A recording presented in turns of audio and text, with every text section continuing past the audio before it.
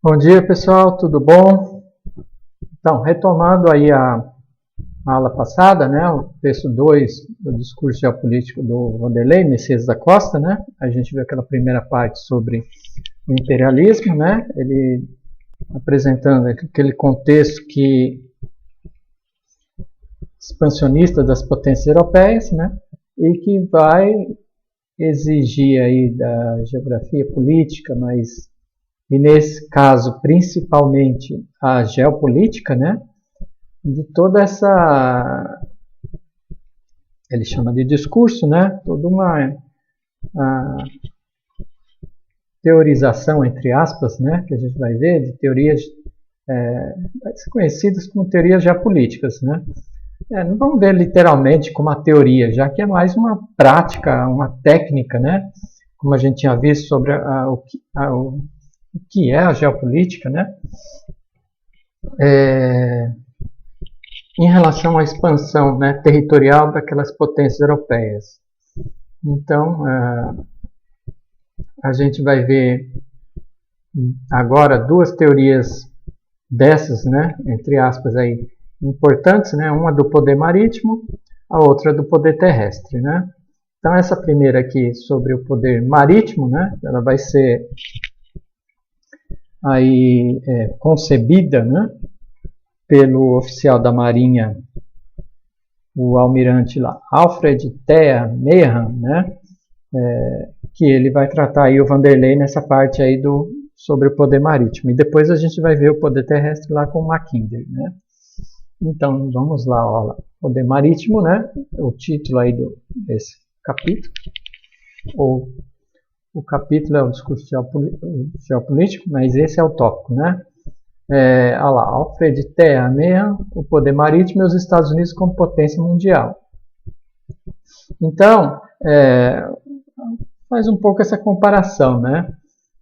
O Meehan vai tentar dar, assim como o Ratzel tentou dar a visão, né, do expansionismo alemão, né? O Meehan vai tentar construir essa visão estadunidense da ordem mundial. Ele era oficial da Marinha, né, americana, professor do Colégio Naval, né, então ele vai construir essa visão, né, e defender que os Estados Unidos até aquele momento não tinham ainda um poder marítimo importante e também sair daquela política isolacionista, né, na política mundial. Então ele é lá do meados do século XIX, ele nasce em 1840, vai morrer em 1914, né, então ele vai pegar esse período aí do imperialismo, né, então ele vai construir uma teoria, aí, entre aspas, né, do poder marítimo aí que ele defendia, né, para os Estados Unidos se consolidar como uma potência, desenvolvimento de uma marinha aí bélica, né, forte, mas que ia depender de uma série de fatores, né, outros fatores na construção dessa marinha. Não dependia só da questão da marinha, né, mas também da própria economia, como a gente vai ver aqui, né. Então ele vai trazer esse interesse diretamente, né, esse pragmatismo da necessidade, né, a defesa dele, o argumento dele, desse expansionismo do poder naval americano, né. Então,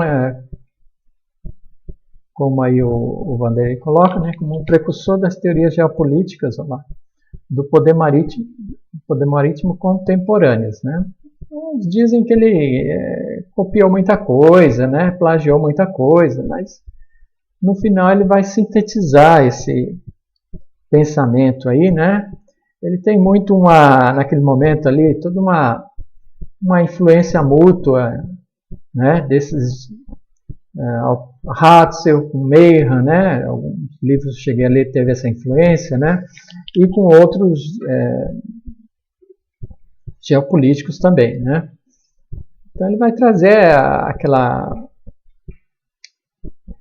visão da época, né, expansionista, das geopolíticas que estavam ali, não ainda com o nome geopolítica, né, que Ellen lá vai cunhar esse nome, ou nome, pelo menos, né, como geopolítica, mas como prática, né, ela já estava ali em aplicação já há um bom tempo, né.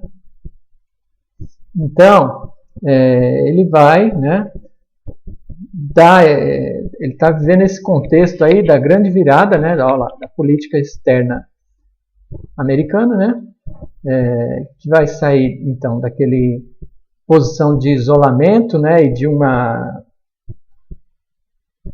aquela busca da consolidação continental, né, que os Estados Unidos vinha nessa expansão continental, como a gente viu a aula passada, para agora para uma expansão cada vez mais, uma expansão continental interna, né, para uma expansão cada vez mais exterior, né, consolidada o território, né, o seu território nacional, as fronteiras, né, então começa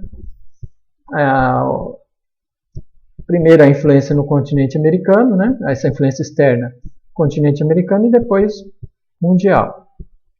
Então ele vai ser um dos grandes apologistas, né, dessa saída dos Estados Unidos desse isolamento político, né, e territorial mais ali contido ali na América do Norte. Então o que ele defende, né, a tese principal dele, né? Olha lá, o controle das rotas marítimas, né, é a chave da hegemonia mundial, né? Então ele vê a mobilidade marítima, né, é maior do que a mobilidade terrestre, né? E o grande modelo dele que ele se espelha, né, de potência mundial é a Inglaterra, né? A Inglaterra que conquistou aí territórios, né? Esse mundo construiu um mundo colonial que construiu esse mundo colonial nessa escala global, né? Em todos os continentes aí, a Inglaterra conquistou territórios e isso dependeu muito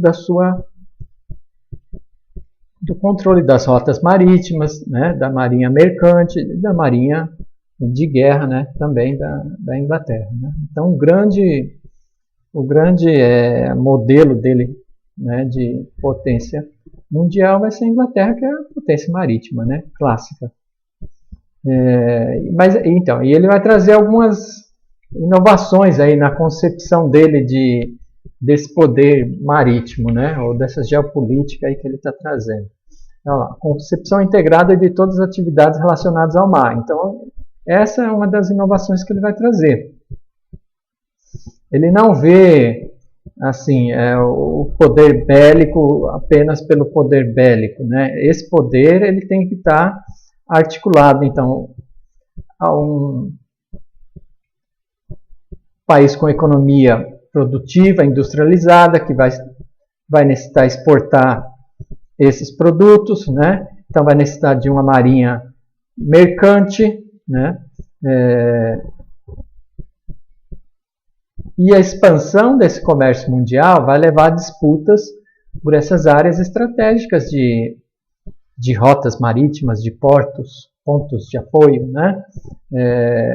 Então, essa economia crescente vai precisar, em último caso, se garantir, né, por uma marinha bélica que dê proteção a essas rotas marítimas, esses pontos de apoio que esse país, né, no caso dos Estados Unidos, está buscando aí sua expansão, né, para o mundo. Então ele vê de uma forma integrada todas as atividades relacionadas ao mar, né. Isso era importante para o desenvolvimento e como necessidade de ter uma marinha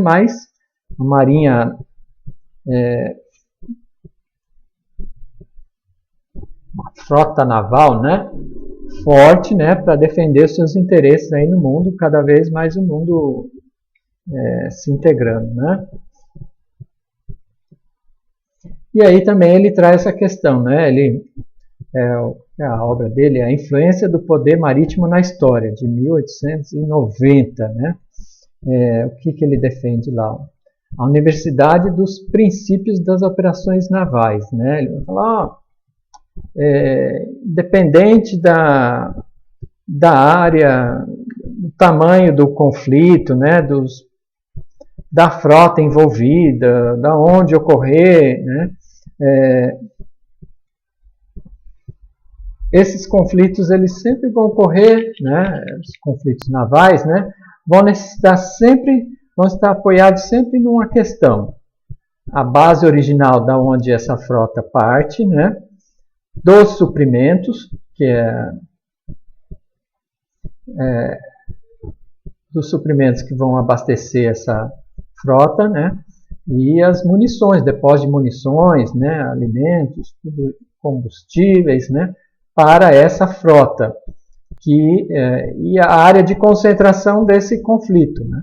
Então, as comunicações que vão articular, né, a base original, suprindo aí as frentes lá de conflito, né? Se romper essas comunicações aí, não tem jeito, né? Sem arma, sem suprimentos, alimentos, né?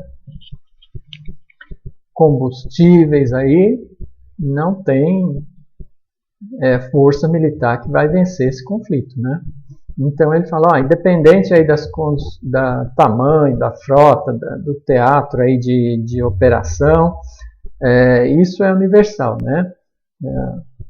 Nos conflitos, a base original e aonde está desenvolvendo esse conflito tem que ter uma comunicação ali contínua, né? Fornecendo aí todos os insumos, suprimentos, né?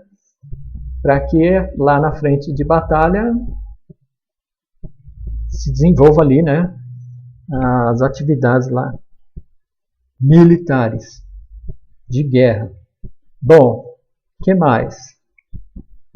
Ele coloca também as funções da Marinha, né? Definição de pontos estratégicos, né? Isso, olha lá, combinação de comércio, né? E operações navais, né? Sim, então uma das funções da Marinha num país que vem se expandindo, né? Conquistando áreas, portos em outros lugares, pontos de apoio, né? E interligar tudo isso por rotas marítimas, né? Então tem que ter essa combinação entre a marinha mercante e a marinha bélica, aí, né? A marinha de guerra, para garantir esses trajetos, né?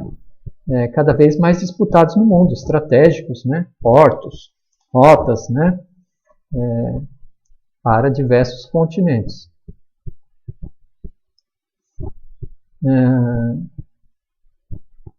Também ele traz uma questão importante, né? Olha lá, a circulação marítima, né? Vasto espaço social e político, né? Então ele vai ver essas rotas, apesar do mundo, né? Tá aí articulado pelos oceanos, tudo que é canto, né? Mas não é qualquer lugar que tem essa importância as rotas marítimas, né? Por quê? Porque é a posição, né? Desses países, a questão dos portos, né? A articulação onde formam-se essas rotas marítimas, as correntes marítimas também, né? São verdadeiras, que ele coloca aí, são verdadeiras, juntando todos esses fatores, né? Rodovias, né? Então, tudo isso é muito disputado, né? Então, esse espaço marítimo, ele fala, acaba sendo territorializado. Né? Não é tudo oceano, é tudo igual, é mar e pronto. Não. Eles têm um valor estratégico, né? Diferente em relação à localização, né? A articulação com países industrializados. Essas rotas marítimas não ocorrem em qualquer lugar. Ocorrem de acordo com a questão da posição desses países, né? Dos seus portos, em relação a outros países que desenvolvem o comércio e que desenvolvem essas rotas marítimas. Mas as correntes marítimas são importantes também. Porque um navio pegar uma corrente marítima é como estar numa rodovia na descida, ele vai economizar energia, né? Agora, ele pegar a corrente marítima no sentido contrário, ele vai demorar mais, vai gastar mais energia, né? Então, tem todo a síntese, né, de todos esses fatores envolvidos. Essas áreas aí, ele fala, ó, o mar ele se transformou num vasto espaço social e político, né? Que ele está destacando aí que forma essas verdadeiras autoestradas, né, no mar aí, que são áreas muito disputadas. E os Estados Unidos se projetando como uma potência, né? Então a defesa dele é de os Estados Unidos construir então uma marinha mais forte, né?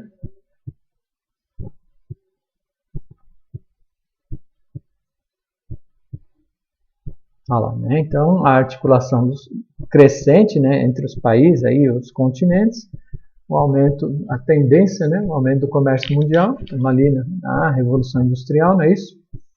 A segunda Revolução Industrial ali já, né, esse comércio mundial se ampliando bastante, né? Então, a interdependência entre uma marinha mercante e uma marinha de guerra é cada vez maior, né, uma necessidade.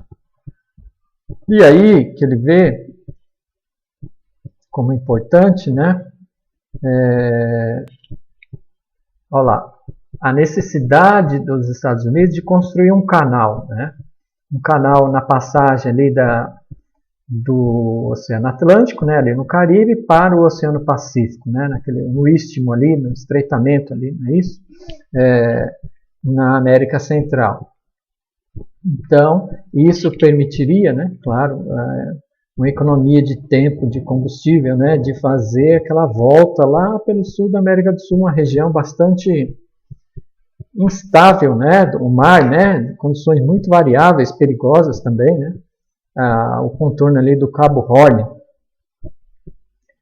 no extremo sul da América do Sul, ali no Terra do Fogo, não é, gente? Então, para os Estados Unidos continuar crescendo economicamente, né, ele necessitaria ali da construção do canal para articular a sua costa leste e a costa oeste, né, e controlar esse canal, né, já que vai ter um grande fluxo de navios, né, na passagem ali do Atlântico para o Pacífico. Fora que é a região ali também do Caribe, né, a gente vai ver melhor.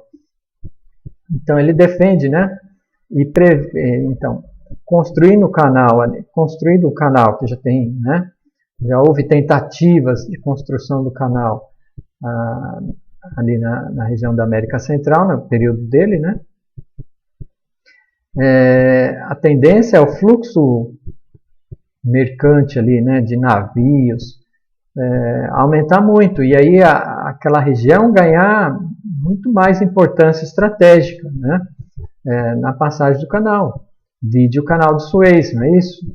Ligando o Mediterrâneo ali, o Mar Vermelho, a Europa, norte da África, ao sul ali da Ásia, né, ao Oriente Médio, ao Oceano Índico, né? Então, ele vê esse aumento dos fluxos, né, naquela região com a construção do canal, né, uma tendência cada vez mais de olha lá, choque de interesse, né, disputas desse território por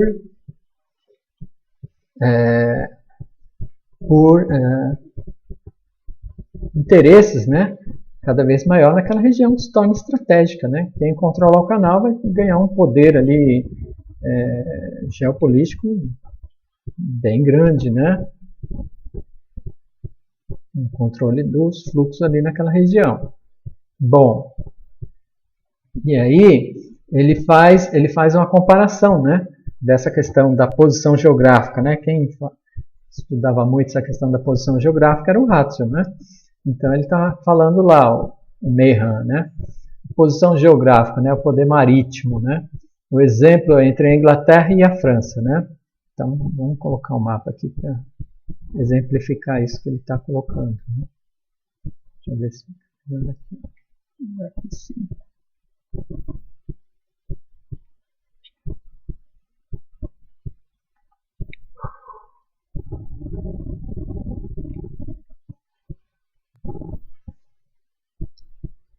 Esse meu mapa ele está cortando. Mas agora é o que tem para hoje, né? Ele dá o exemplo então aqui, ó, a comparação, ele faz a comparação aqui da Inglaterra, o Reino Unido, né? E a França, ó. Tá. E a França, né? O Reino Unido, então, por ser uma ilha, né? Portos bem protegidos, né?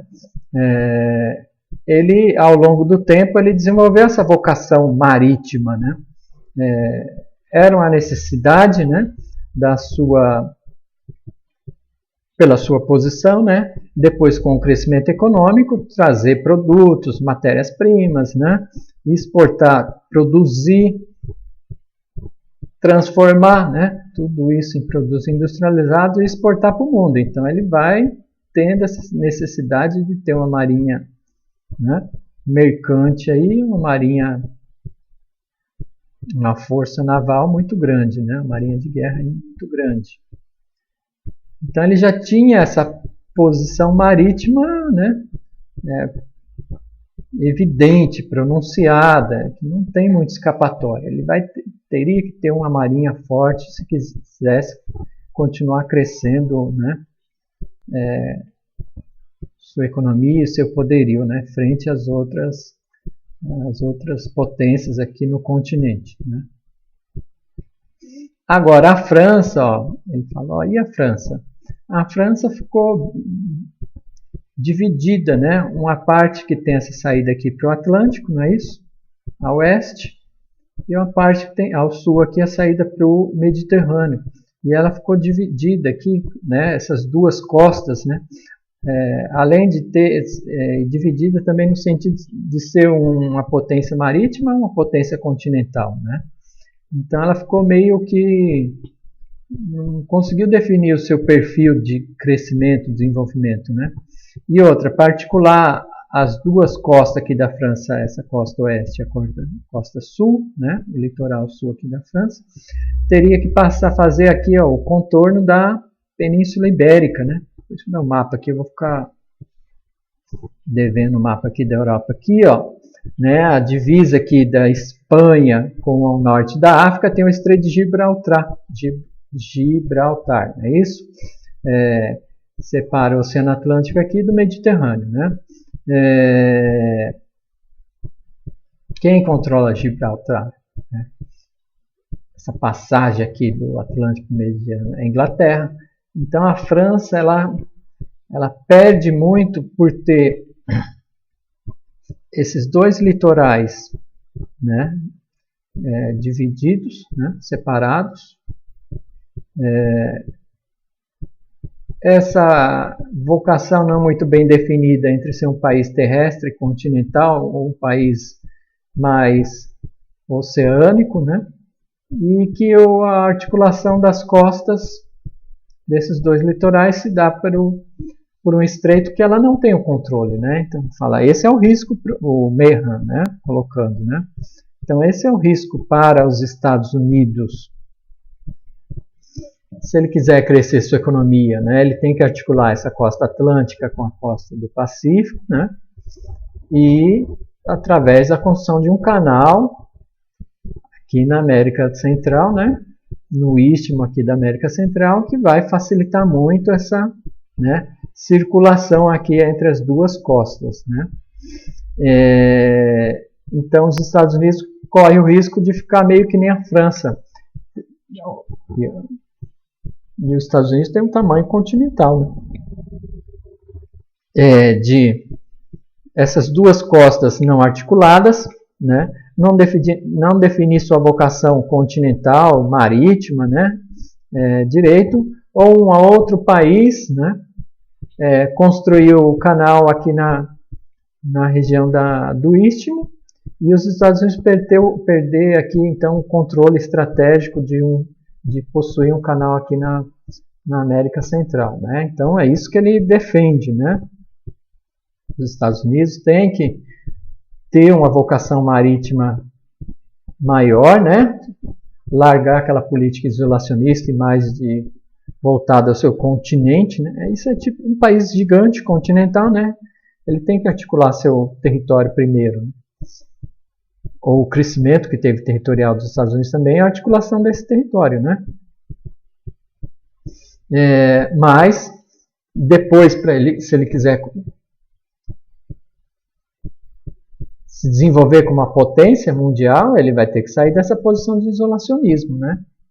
Após essa integração do território, o crescimento econômico, não vai ter jeito. Ele vai ter que se lançar, né, nessa escala aí mundial.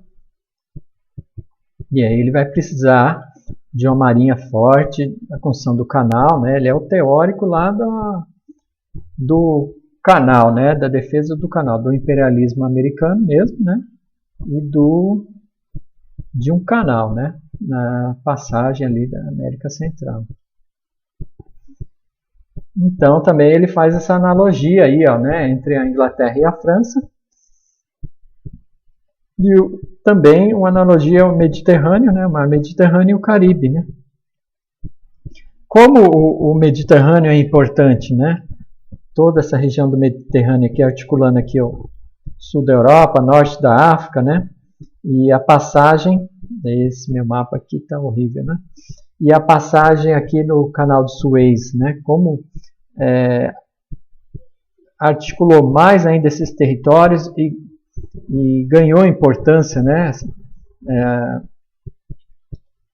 Estratégica, né? Aqui o canal de Suez, né? Articulando a Europa, a África, a Ásia, não é isso? Então, o Caribe, né? O Mar do Caribe aqui também, ó. Não é isso? Ó. Ele, com a passagem aqui construída, né, do canal, essa região vai ganhar um fluxo, né, grande de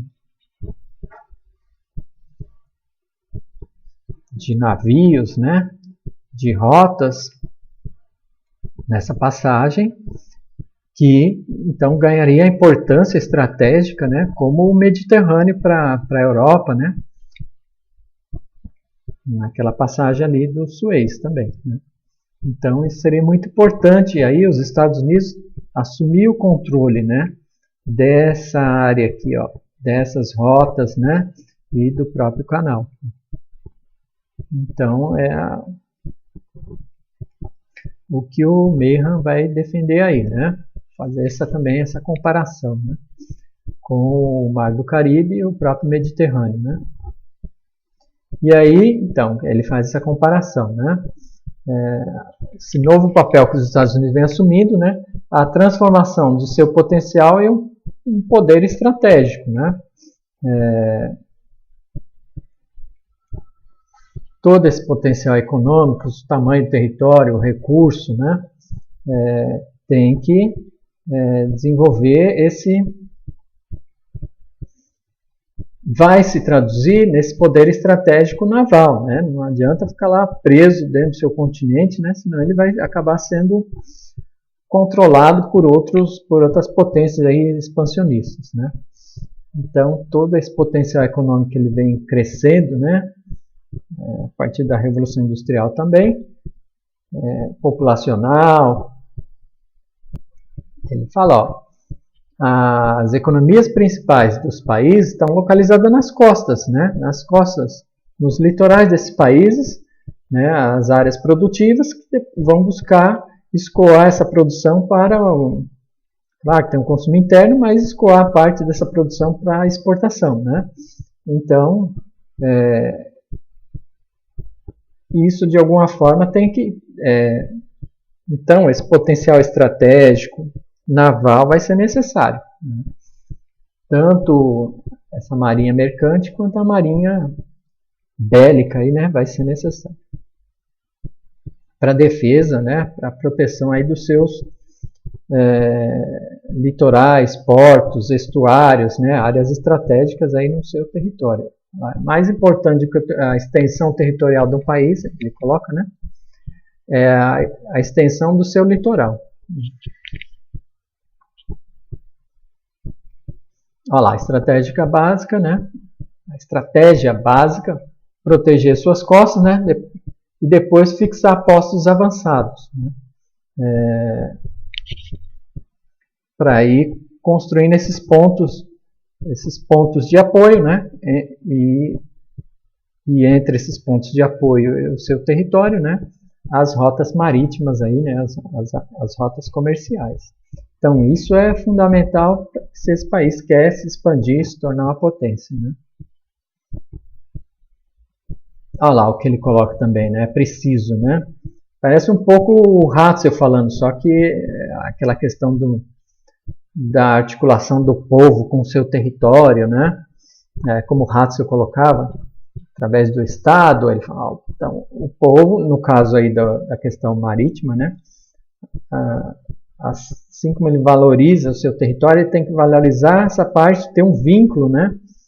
Uma afinidade, um senso aí ligado ao oceano, né? Assim como a Inglaterra, né? Ele coloca, né? O povo lá, os ingleses souberam desenvolver essa vocação marítima, né?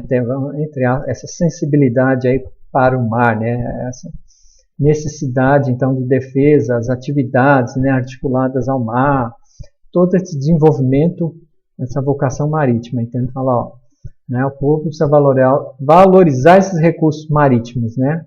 Os Estados Unidos têm muito essa visão lá, voltada para o interior, né? Então, ele faz essa questão, né? Não necessariamente a extensão territorial é o mais importante, né? O que ele vê mais importante é um litoral mais extenso, guarnecido, protegido, né?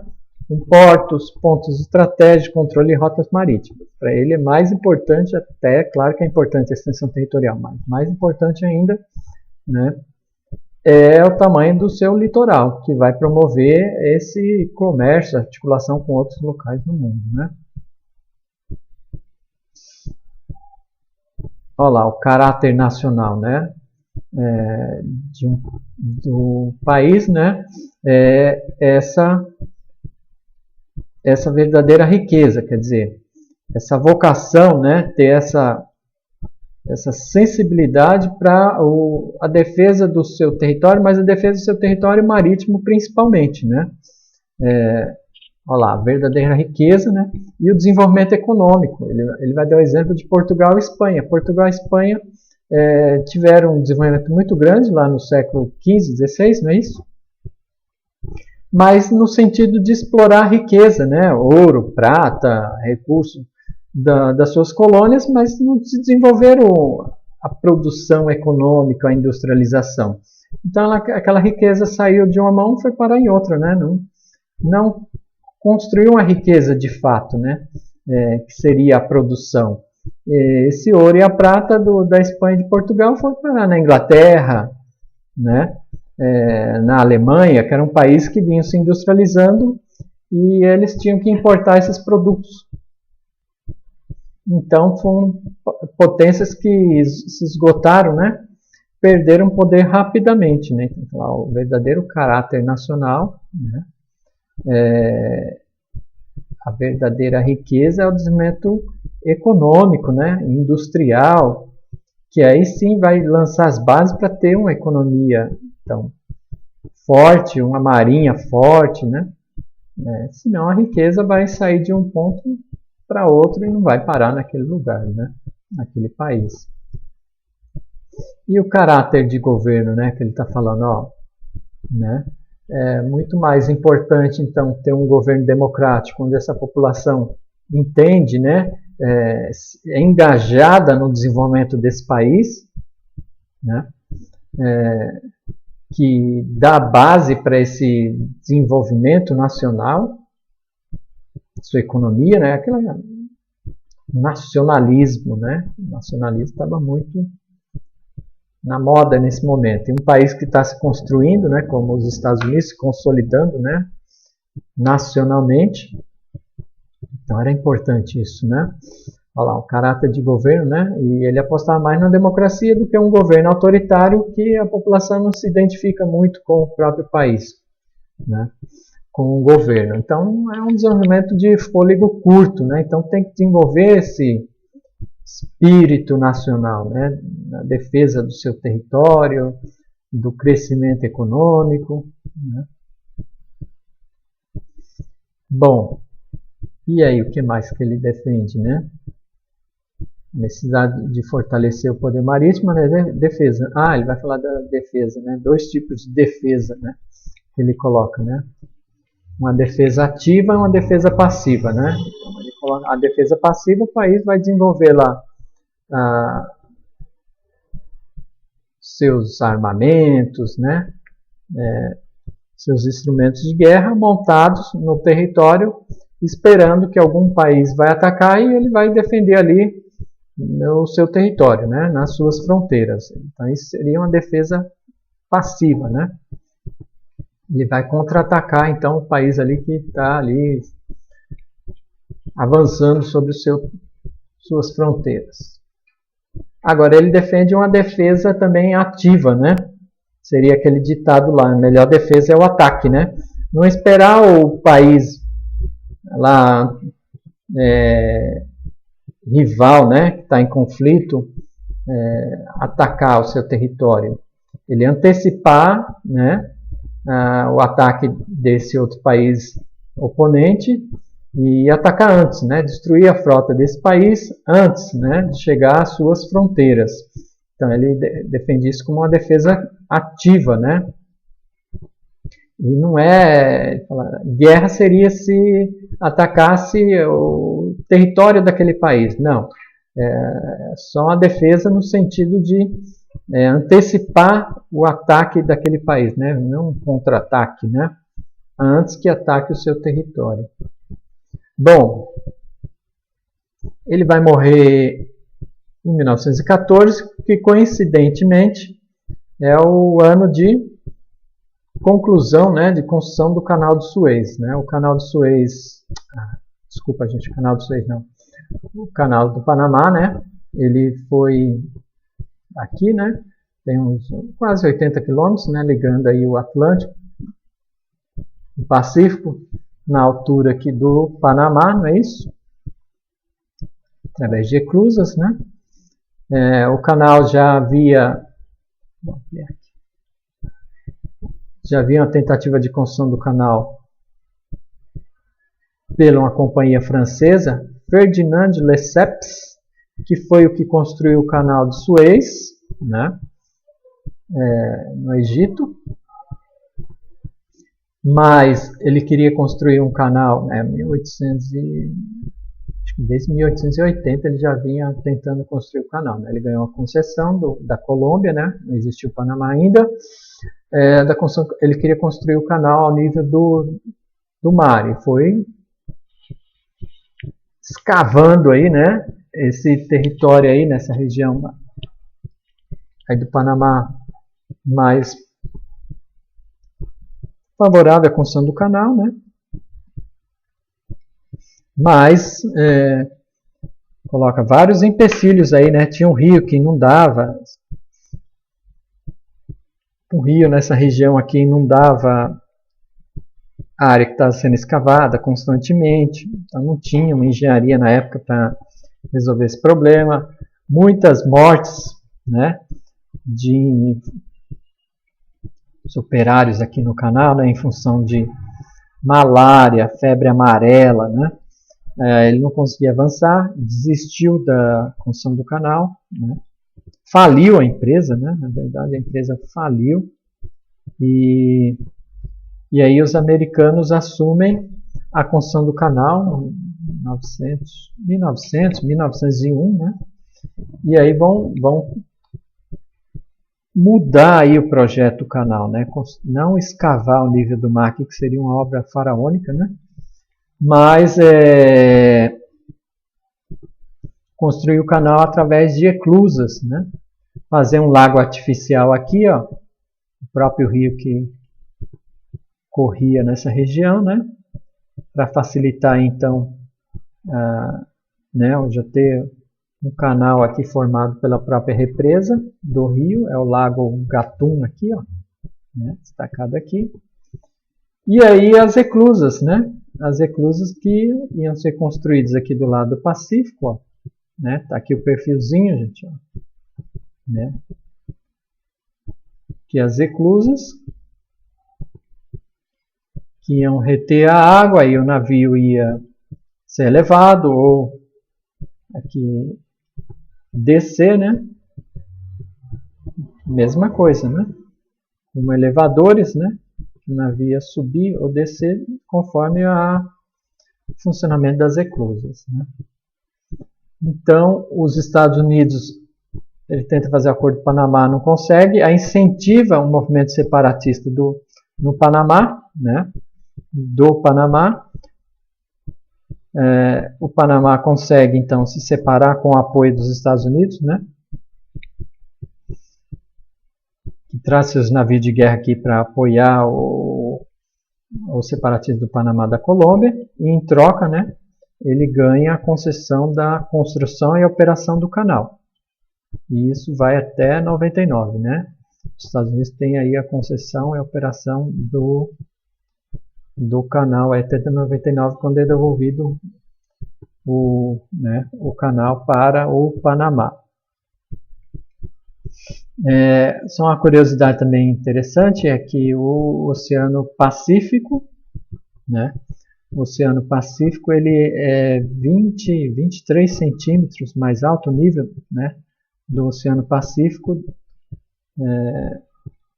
do que o Oceano Atlântico, em função do que, né, a salinidade, né, do Oceano Atlântico, o nível de salinidade do Oceano Atlântico,